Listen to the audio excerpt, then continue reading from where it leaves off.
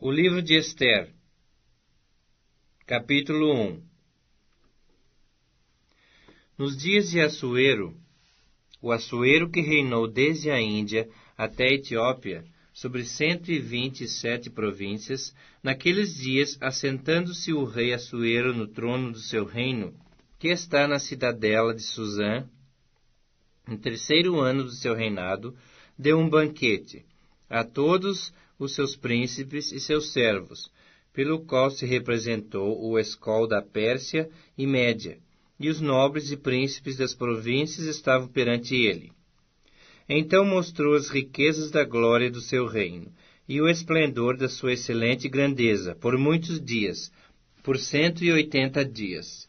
Passados esses dias, deu o rei um banquete a todo o povo que se achava na cidadela de Susã, assim para os maiores como para os menores, por 7 dias, no pátio do jardim do palácio real. Havia tecido branco, linho fino, estofas de púrpura, atados com cordões de linho e de púrpura, a argolas de prata e a colunas de alabastro. A armação dos leitos era de ouro e de prata, sob um pavimento de pórfiro, de mármore, de alabastro e de pedras preciosas. Dava-se-lhes de beber em vasos de ouro, vasos de várias espécies, e havia muito vinho real, graças à generosidade do rei. Bebiam sem constrangimento, como estava prescrito, pois o rei havia ordenado a todos os oficiais da sua casa que fizessem segundo a vontade de cada um. Também a rainha Vasti deu um banquete às mulheres na casa real do rei Assuero. Ao 7º dia, estando já o coração do rei alegre do vinho, mandou a Meumã, Bista, Arbona, Bigtá, Abagta, Zetar e Carcas, os 7 eunucos que serviam na presença do rei Assuero, que introduzissem à presença do rei a rainha Vasti, com a coroa real, para mostrar aos povos e aos príncipes a formosura dela, pois era em extremo formosa. Porém a rainha Vasti recusou vir por intermédio dos eunucos, segundo a palavra do rei. Pelo que o rei muito se enfureceu e se inflamou de ira. Então o rei consultou os sábios que entendiam dos tempos, porque assim se tratavam os interesses do rei na presença de todos os que sabiam a lei e o direito. E os mais chegados a ele eram Carcena, Setar, Adamata, Tarsis, Meres, Marcena e Memucã, os 7 príncipes dos persas e dos medos, que se avistavam pessoalmente com o rei, e se assentavam como principais no reino. Sobre que se devia fazer, segundo a lei, a rainha Vasti, por não haver ela cumprido o mandado do rei Assuero, por intermédio dos eunucos. Então disse Memucã na presença do rei e dos príncipes: a rainha Vasti não somente ofendeu ao rei, mas também a todos os príncipes e a todos os povos que há em todas as províncias do rei Assuero, porque a notícia do que fez a rainha chegará a todas as mulheres, de modo que desprezarão a seus maridos quando ouvirem dizer: mandou o rei Assuero que introduzissem à sua presença a rainha Vasti, porém ela não foi. Hoje mesmo as princesas da Pérsia e da Média, ao ouvirem o que fez a rainha, dirão o mesmo a todos os príncipes do rei, e haverá daí muito desprezo e indignação. Se bem parecer ao rei, promulgue de sua parte um edito real, e que se inscreva nas leis dos persas e dos medos, e não se revogue, que Vasti não entre jamais na presença do rei Assuero. E o rei deu o reino dela a outra que seja melhor do que ela.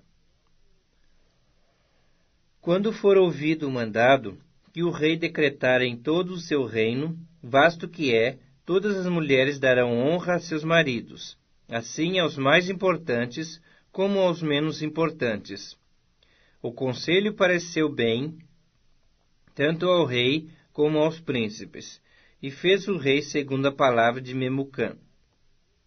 Então enviou cartas a todas as províncias do rei, a cada província segundo o seu modo de escrever, e a cada povo segundo a sua língua, que cada homem fosse senhor em sua casa, e que se falasse a língua do seu povo. Ester capítulo 2. Passadas essas coisas, e apaziguado já o furor do rei Assuero, lembrou-se de Vasti e do que ela fizera, e do que se tinha decretado contra ela. Então disseram os jovens do rei, que lhe serviam: Tragam-se moças para o rei, virgens de boa aparência e formosura. Põe o rei comissários em todas as províncias do seu reino, que reúnam todas as moças virgens de boa aparência e formosura, na cidadela de Susã, na casa das mulheres, sob as vistas de Hegai, eunuco do rei, guarda das mulheres, e deem-se-lhes os seus ungüentos. A moça que cair no agrado do rei, essa reine em lugar de Vasti. Com isso concordou o rei, e assim se fez. Ora, na cidadela de Susã havia certo homem judeu, benjamita, chamado Mordecai, filho de Jair, filho de Simei, filho de Quis, que fora transportado de Jerusalém com os exilados que foram deportados com Jeconias, rei de Judá, a quem Nabucodonosor, rei de Babilônia, havia transportado. Ele criara a Hadassa, que é Ester, filha de seu tio, a qual não tinha pai nem mãe, e era jovem bela, de boa aparência e formosura. Tendo-lhe morrido o pai e a mãe, Mordecai a tomara por filha. Em se divulgando, pois, o mandado do rei e a sua lei, ao serem ajuntadas muitas moças na cidadela de Susã, sob as vistas de Hegai, levaram também a Ester à casa do rei, sob os cuidados de Hegai, guarda das mulheres. A moça lhe pareceu formosa e alcançou favor perante ele, pelo que se apressou em dar-lhe os ungüentos e os devidos alimentos, como também 7 jovens escolhidas da casa do rei, e a fez passar com as suas jovens para os melhores aposentos da casa das mulheres. Ester não havia declarado o seu povo nem a sua linhagem, pois Mordecai lhe ordenara que o não declarasse. Passeava Mordecai todos os dias diante do átrio da casa das mulheres, para se informar de como passava Ester e do que lhe sucederia. Em chegando o prazo de cada moça vir ao rei Assuero, depois de tratada, segundo as prescrições para as mulheres, por 12 meses, porque assim se cumpriam os dias de seu embelezamento, 6 meses com óleo de mirra, e 6 meses com especiarias, e com os perfumes, e ungüentos em uso entre as mulheres. Então é que vinha a jovem ao rei. A ela se dava o que desejasse para levar consigo da casa das mulheres para a casa do rei. À tarde entrava e pela manhã tornava à segunda casa das mulheres, sob as vistas de Sasgás, eunuco do rei, guarda das concubinas. Não tornava mais ao rei, salvo se o rei a desejasse, e ela fosse chamada pelo nome. Ester, filha de Abiail, tio de Mordecai, que a tomara por filha, quando lhe chegou a vez de ir ao rei, nada pediu, além do que disse Hegai, eunuco do rei, guarda das mulheres. E Ester alcançou o favor de todos quantos haviam. Assim foi levada Ester ao rei Assuero, à casa real, no 10º mês, que é o mês de Tebete, no 7º ano do seu reinado. E o rei amou a Ester mais do que a todas as mulheres, e ela alcançou perante ele favor e benevolência mais do que todas as virgens. Pôs-lhe na cabeça a coroa real, e a fez rainha em lugar de Vasti. Então o rei deu um grande banquete a todos os seus príncipes e aos seus servos. Era o banquete de Ester. Concedeu alívio às províncias, e fez presentes segundo a generosidade real. Quando pela segunda vez se reuniram as virgens, Mordecai estava sentado à porta do rei. Ester não havia declarado ainda a sua linhagem e o seu povo, como Mordecai lhe ordenara. porque Ester cumpria um mandado de Mordecai, como quando a criava. Naqueles dias, estando Mordecai sentado à porta do rei, 2 eunucos do rei, dos guardas da porta, Bigtã e Teres, sobremodo se indignaram, e tramaram atentar contra o rei Assuero. Veio isso ao conhecimento de Mordecai, que o revelou à rainha Ester, e Ester o disse ao rei em nome de Mordecai. Investigou-se o caso, e era fato, e ambos foram pendurados numa forca. Isso foi escrito no livro das crônicas, perante o rei. Atos dos Apóstolos, capítulo 15. Então alguns que tinham descido da Judéia ensinavam assim os irmãos: se vos não circuncidardes, conforme o uso de Moisés, não podeis salvar-vos. Tendo tido Paulo e Barnabé não pequena discussão e contenda contra eles, resolveu-se que Paulo e Barnabé, e alguns dentre eles, subissem a Jerusalém aos apóstolos e aos anciãos sobre aquela questão. E eles, sendo acompanhados pela igreja, passavam pela Fenícia e por Samaria, contando a conversão dos gentios, e davam grande alegria a todos os irmãos. E quando chegaram a Jerusalém, foram recebidos pela igreja e pelos apóstolos e anciãos, e lhes anunciaram quão grandes coisas Deus tinha feito com eles. Alguns, porém, da seita dos fariseus, que tinham crido, se levantaram, dizendo que era mister circuncidá-los e mandar-lhes que guardassem a lei de Moisés. Congregaram-se, pois, os apóstolos e os anciãos para considerar este assunto.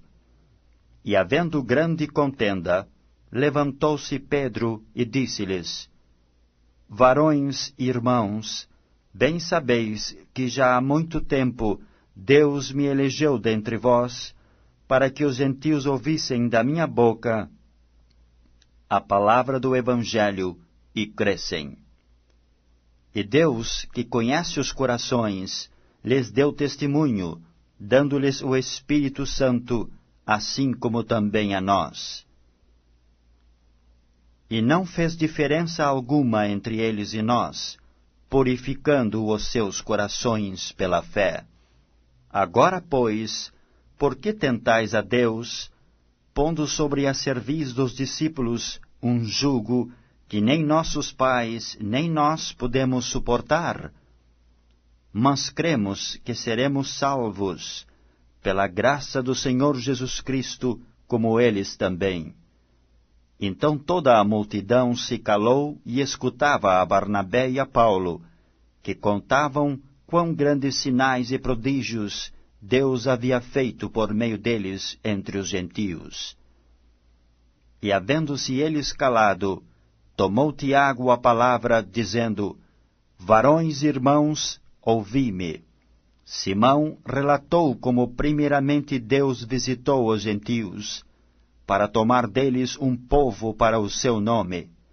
E com isto concordam as palavras dos profetas, como está escrito: depois disto voltarei, e reedificarei o tabernáculo de Davi, que está caído, levantá-lo-ei das suas ruínas, e tornarei a edificá-lo, para que o resto dos homens busque ao Senhor, e todos os gentios, sobre os quais o meu nome é invocado, diz o Senhor, que faz todas estas coisas, que são conhecidas desde toda a eternidade, pelo que julgo que não se deve perturbar aqueles dentre os gentios que se convertem a Deus, mas escrever-lhes que se abstenham das contaminações dos ídolos, da prostituição, do que é sufocado e do sangue.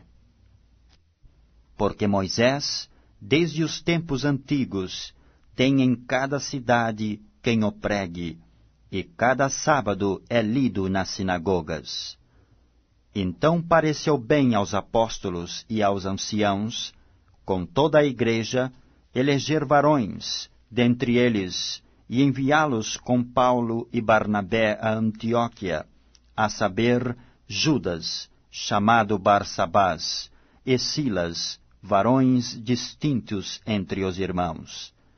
E por intermédio deles escreveram o seguinte: os apóstolos e os anciãos e os irmãos, aos irmãos dentre os gentios que estão em Antioquia, e Síria e Cilícia, saúde. Porquanto ouvimos que alguns que saíram dentre nós vos perturbaram com palavras e transtornaram as vossas almas, não lhes tendo nós dado mandamento, pareceu-nos bem, reunidos concordemente, eleger alguns varões e enviá-los com os nossos amados Barnabé e Paulo, homens que já expuseram as suas vidas pelo nome de nosso Senhor Jesus Cristo. Enviamos, portanto, Judas e Silas, os quais de boca vos anunciarão também o mesmo. Na verdade, pareceu bem ao Espírito Santo e a nós, não vos impor mais encargo algum, senão estas coisas necessárias, que vos abstenhais das coisas sacrificadas aos ídolos, e do sangue, e da carne sufocada, e da fornicação, das quais coisas fazeis bem, se vos guardardes. Bem vos vá. Tendo-se eles então despedido, partiram para Antioquia, e, ajuntando a multidão, entregaram a carta. E quando a leram, alegraram-se pela exortação. Depois Judas e Silas, que também eram profetas, exortaram e confirmaram os irmãos com muitas palavras. E detendo-se ali algum tempo, os irmãos os deixaram voltar em paz para os apóstolos. Mas pareceu bem a Silas ficar ali.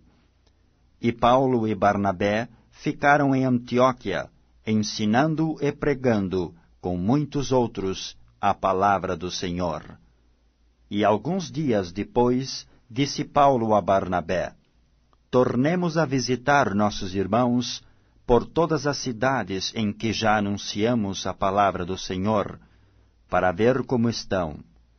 E Barnabé aconselhava que tomassem consigo a João, chamado Marcos. Mas a Paulo parecia razoável que não tomassem consigo aquele que desde Panfilha se tinha apartado deles e não os acompanhou naquela obra. E tal contenda houve entre eles, que se apartaram um do outro. Barnabé, levando consigo a Marcos, navegou para Chipre. E Paulo, tendo escolhido a Silas, partiu, encomendado pelos irmãos à graça de Deus. E passou pela Síria e Cilícia, confirmando as igrejas.